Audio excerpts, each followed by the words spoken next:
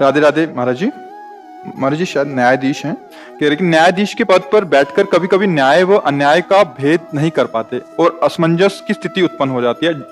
कभी कभी दंड देने में भी मन दुखता है। तो आपको तो सबूत के आधार पर न्याय करना होता है, क्योंकि आप अदृष्ट पर न्याय करते, कोई दृश्य तो देखा नहीं आपने।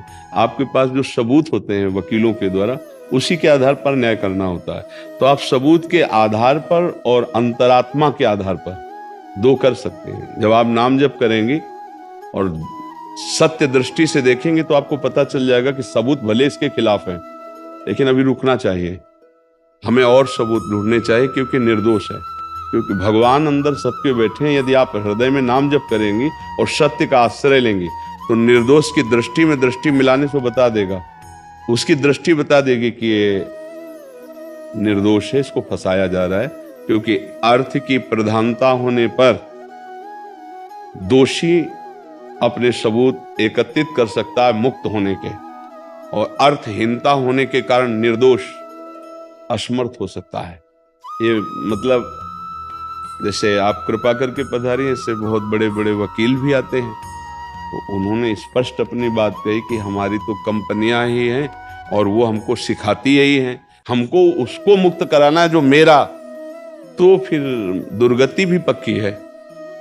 कोई भी हो, ऐसा कैसे हो सकता है। हमने कई बार इस बात पर मतलब बहुत आवेश में कहा कि तुम जानते हो कि वो दोषी है, फिर भी बोले हाँ, क्योंकि हमको सिखाया ही गया है।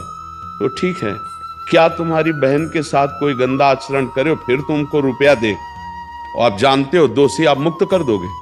नहीं। तो दूसरी की बहन के साथ हुआ तो फिर आप पढ़ाई लिखाई करके क्या जान पाए? क्या आपकी वकालत काम में आएगी कि दूसरे की बेटी के साथ गलत हुआ और वो तुम्हें पैसा दे दो, तुम उसे छुड़वा दो? तो ऐसे लोगों को पैसे के बल से नहीं, ऐसे को कानून के बल से रौंदा जाए, जिससे उनके विचार शुद्ध हो, जिनसे उनके आचरण शुद्ध हो। ये बात समझनी। अब आपकी भारी समस्या ये है कि आपको सबूत दिए जा रहे हैं कि ये निर्दोष है और वो दोषी है। तो यदि आप सबूत के आधार पर दंड देते हैं तो आप निर्दोष हैं, क्योंकि आपने देखा नहीं है। आपको जो सबूत पेश किए जाएंगे उसी के आधार पर। अब इतनी सिद्ध तो है नहीं कि सबूत को हटा करके हम अपनी अध्यात्म दृष्टि से देखें, और वो दृष्टि के लिए तो बहुत भजन की, तो आप आधार पा रहे हैं सबूत का। अब उसमें बस आपको भय और प्रलोभन से नहीं बिकना है, क्योंकि आज अर्थ प्रधान समय है। अगर आपके पास अर्थ पहुंच गया और जानते हुए भी आप न्याय गलत किए, तो वो अर्थ आपके परिवार को दुख पहुंचाएगा, आपको अशांति पैदा करेगा, आपकी अंत बिगड़ जाएगी। अंत बिगड़ गया तो फाइनल बिगड़ गया तो सब बिगड़ गया। इसलिए कृपा करके अर्थ की प्रधानता और भय की प्रधानता हृदय में न रखते हुए न्याय कीजिएगा। भय की प्रधानता कोई किसी भी तरह से आपको धमकी दे सकता है, आपको ऐसा करना है। तो अगर आप भगवान को मानती हैं, सत्य को मानती है, तो पक्का समझ लीजिए, अगर हमारे प्रभु हैं और हम सत्य में चल रहे हैं तो हमारा बाल बांका कोई नहीं कर सकता। ये पक्का समझ लीजिए। अच्छा, शरीर की मृत्यु एक बार होनी है, वो सबकी होनी है, वो निश्चित है, इससे डरना नहीं चाहिए। अमर नहीं हो जाओगे अधर्म करके। वो जो समय है, तिथि है, मिनट है, उसी में मरोगे। जैसे लिखा है वैसे ही मरोगे। हमको निर्भय रहना चाहिए। तो प्रलोभन और भय युक्त न्याय न दिया जाए। अगर सबूत के आधार पर आप विवश होकर न्याय देती है तो सर्वदृष्टा भगवान जान रहा है कि आपको ये करना ही पड़ेगा। सबूत है उनके पास, वो आपको लग रहा है क्यों निर्दोष है, पर आपको, आप भी तो बंधन में हैं, सबूत पेश है। महाराज जी, मेरा प्रश्न ये भी है इसका कि जैसे न्याय शास्त्र में ये लिखा है कि 100 दोषी छूट जाए और एक निर्दोष को सजा नहीं होनी चाहिए जी। लेकिन महाराज जी, ये निर्दोष वाली बात तो समझ में आ गई कि निर्दोष को मतलब सजा नहीं दी जाए। पर अगर महाराज जी आप मतलब जो हमारे पास है मैटर, उसमें दोषी के आधार नहीं दिख रहे हैं कि ये दोषी है, लेकिन आपको अपनी आत्मा बोल रही है, सब कुछ दिख रहा है कि ये दोषी है। अब अगर उसको हम सजा नहीं दें तो जिसके साथ जो कृत्य हुआ है उसके साथ भी तो अन्याय कर रहे हैं। हाँ, तो अंतरात्मा जब कह रही है और आपको प्रमाण मिल रहा है कि आप, प्रमाण नहीं मिलते हैं कई बार, तो फिर अब इसमें आप असमर्थ पाई जाएंगे ना, फिर आपकी बात कैसे माननी होगी? तब भी तो अन्याय ही हुआ ना। तो इसीलिए एक संत जज थे, वो जज का त्याग करके यही स्थिति आई थी। जब उन्होंने मृत्युदंड उसके लिए निश्चित किया निर्दोष को सबूत के आधार पर, तो उसने आंसू भर करके कहा कि आपने तो कर दिया है, पर मैं सच्ची कहता हूं, मैं निर्दोष हूं और गरीब हूं।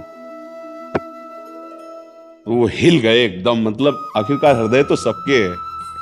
तो उन्होंने आंख मूंदी और कहा, अगर कोई परमात्मा है, ईश्वर है, वो सबसे बड़ा न्यायाधीश है, तो मेरे हृदय में कोई संकेत करो या प्रमाण करो। ये इसके आंसू कह रहे हैं कि निर्दोष है। मतलब रोता तो सब कोई है, ड्रामे में भी रोता है, ड्रामे में भी नहीं लोग रोते हैं, लेकिन तो पता चलता है ना ड्रामा, असलियत में जो बात होती है वो हृदय को हिला देती है। 5 मिनट हुए, अंदर से आ गया निर्दोष है, अंदर से आया निर्दोष। तो उन्होंने कहा कि प्रमाण के बिना हम कैसे इसे बचा सकते हैं, हमारे कहने मात्र से थोड़ी हो जाएगा। आप मान लो कह दो मैंने इसको क्षमा किया, मैं तो आपके पास प्रमाण क्या है?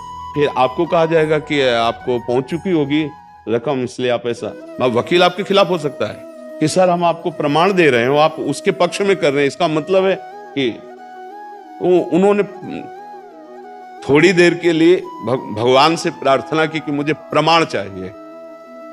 फिर वकील से बात की जो उसका पक्ष का था कि एक बार फिर नीचे अदालत से जांच करते हुए हमको तो समय रखा और इन किन प्रकार उसको बचा लिया। जब उसको बचा लिया तब सोचा ऐसे कितने अपराध हमारे द्वारा हुए, अब इस जीवन में अपराध ना बने। मृत्युदंड बड़ा भयावह कृत्य है, हृदय तो एक बार सबका, अपराधी को दंड देने में कोई शोक की बात नहीं होती, लेकिन निरपराधी पैसे के द्वारा फंसा दिया जाए और आप भी जान रहे हैं, तो फिर उन्होंने त्याग पत्र दिया और संन्यास ले लिया। और ऐसे महात्मा हुए कि उनकी नस नस नाड़ियों से नारायण नारायण, क्योंकि ऐश्वर्य वैभव सब त्याग कर भगवान के मार्ग में चले ना, तो अब सच्चे बन गए। ये कंचन कामिनी गिराते हैं, अब वो सब था उसको त्याग के चले ना, तो नारायण नारायण नारायण नारायण। तो देखो सत्य को साक्षी करके प्रमाणों के आधार पर ही आपको चलना होगा। आपका अगर हृदय कहता है ये निर्दोष है, तो आपको प्रमाण जुटाने पड़ेंगे। आपकी भावुकता प्रमाणित नहीं होगी। ये कानून भावुकता पे नहीं चलता है। भावुकता आप खुद देख लीजिए कि आपको आपका भाव आपकी अंतरात्मा कह रही है, लेकिन आपको प्रमाण जुटाने पड़ेंगे, नहीं आप कलंकित कह जाएंगी। कि विपक्ष आपको बोलेगा कि हमारे पास प्रमाण है, लेकिन आप जो तो निर्णय आपका गलत है, या तो आपको अर्थ मिल चुका हुआ है, या आप धमकी में से ऐसा, तो आपको अब उसमें आप क्या कर सकते हैं। इसीलिए भगवान को साक्षी करके जो सबूत मिले जैसे उसी के आधार पर निर्णय करना होगा। कहीं कहीं आप बहुत विवश हैं, न्यायाधीश होते हुए भी आप विवश हैं, सबूतों के आधार पर विवश है।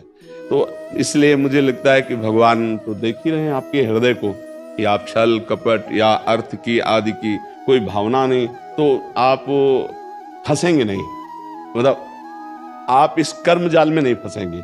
नाम जप कीजिए सबूत के आधार पर, जहां तक हो सके। आप बचाव पक्ष में लग रहा है निर्दोष है, तो उसका बचाव पक्ष कीजिए अपने अधिकार के अनुसार, फिर इसके बाद भगवान पर छोड़ दो। आप तो एक वर्तमान के कुछ वर्षों के अनुभव से न्याय कर रहे हैं, लेकिन वो अनंत जीवों का न्याय करने वाला, वो कभी किसी की वकालत नहीं सुनता है, वहां कोई घूस नहीं चलती है, वहां करेक्ट न्याय होता है।